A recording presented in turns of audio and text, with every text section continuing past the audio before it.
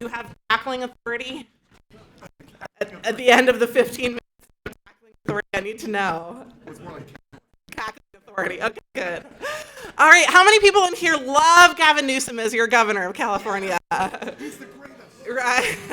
So do I have to spend any of my speech talking about how he has patently failed our entire state by not only introducing liberal, progressive, socialist policies to the state, but also by completely serving himself whenever he has a choice?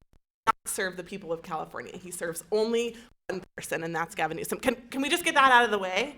Okay, great. Because what I'd really like to talk about is how we're going to win this race. Get that guy out of office, because I do not want to see his face on another press release. I do not want to hear what he has to say to my kids in our schools anymore. I do not want him to touch what is happening in my business, and I want to build the future of California. Are you ready for that? All right, let's do it.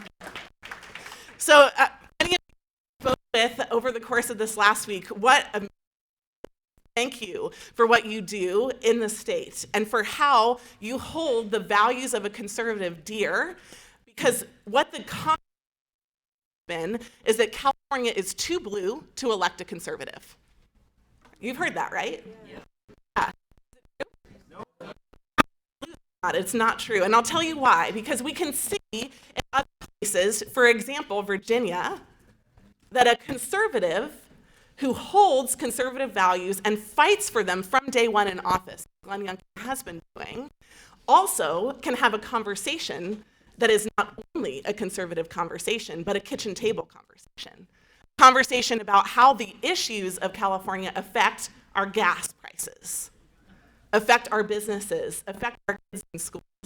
So I'm a mad mom. I have 3 little boys, ages 9, 5, and 2. The oldest 2 are in public school in California.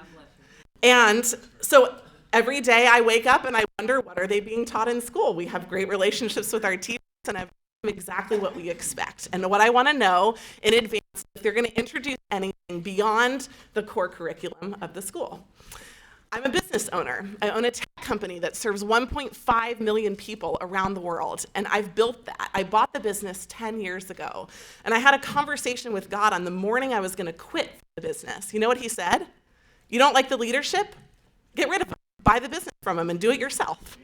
So that's what I'm going to do in California. What did it take to tear a remarkable state apart? You know, California had the world's envy of an education system, right? People came here to learn everything.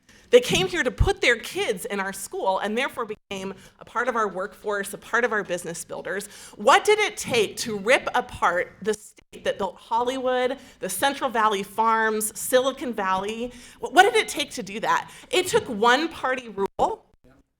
And you know how many people in our legislature are business people right now? There are 3. We'll give them credit. 97.5% of our legislature have never owned a business. That's how you get people who don't honor businesses making 316 anti-business laws in a decade. Right? You know who's on our curriculum board?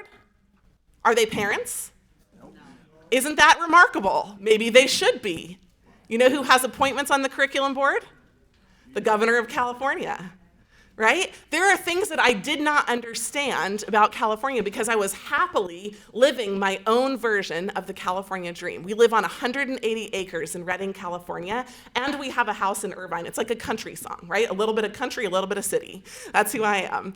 But we built a business that has provided more than enough for our family. We are training our kids in other languages. They're in a Spanish-speaking school. That's something we can't give them at home. That's what we want from our public schools in California, that they're taught things that we as parents can't give them, that prepare them for a world that they will shape, that's bigger, brighter, and bolder than the one that we're in today, right? But here's the other thing. I'm pro-life. I'm pro-life. And you know, one of the best places that was tested was at Columbia Business School. I got my MBA there. In case you're wondering, Columbia is not particularly known for its conservative beliefs. But you know what I did? I went in and I told people being a mom is incredible. And women who were considering terminating their pregnancies pulled me aside and said, you said something about being a mom, that it was meaningful and better than you expected. Can you tell me about that? Because I've got a really important decision to make. Right? That's how we do this. We touch hearts and minds with a vision of the future instead of with Gavin Newsom's currency, which is fear, greed, and corruption. Right? What I will release in California is what I have released in my businesses, hope, which is the belief that everything and anything is possible. And I believe that in this race and for California. And generosity. We give to 99.9% of the people that we serve in our business everything for free, right? Because we believe that there's more than enough time. And in California, how does that translate? More than enough water, right? We have to build it, but we have more than enough water that falls in this state. What if we turn the Delta pumps on, for heaven's sakes, right? We have more than enough power if we're courageous enough to fight for it. Right? We have more than enough spaces in our schools, more than enough jobs, great jobs for businesses that are changing the world. But we have to be courageous enough to build it. And thankfully, this is who I am. This is what I've done. I've been the person who everybody says, I don't have the vision that you have, but I want it to be true. And I'm like, great, let me do it for you. You can come on board when we get there. And that's how I have built my businesses. I bought a business that was failing. Right? I grew a farm in the middle of a city that doesn't want to give me water, you know? I'm putting my kids in a school and teaching them how to hold their values in the middle of a culture that does not want them to have any, right? And so I want to leave the last couple of minutes of my time to answer a few of your questions. But before I do that, I want to let you know, tomorrow, you're going to have to stand up for a candidate and say, this is the one that we want to support for governor. I'm going to ask you right now to make that candidate me, to endorse me. And I'll tell you one thing that I haven't told you so far. Yesterday, I just announced that I am the top fundraiser in this race. Okay, how about that? Not too bad for a girl, right? But here's the thing. This message is a good message. But people are going to have to hear it. And I need money to get behind me. It is already. And my money comes not from special interests and not even from political donors. It comes from business people and from parents. And guess what?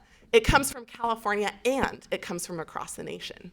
In fact, it comes from places like Virginia that have seen recently what good governance can do in a state and that it is willing to fight for and invest in.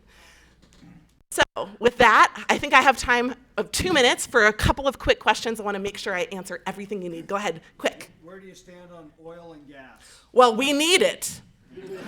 Thank you. Suspend the gas tax. We have a surplus in the state. One of its purposes is infrastructure.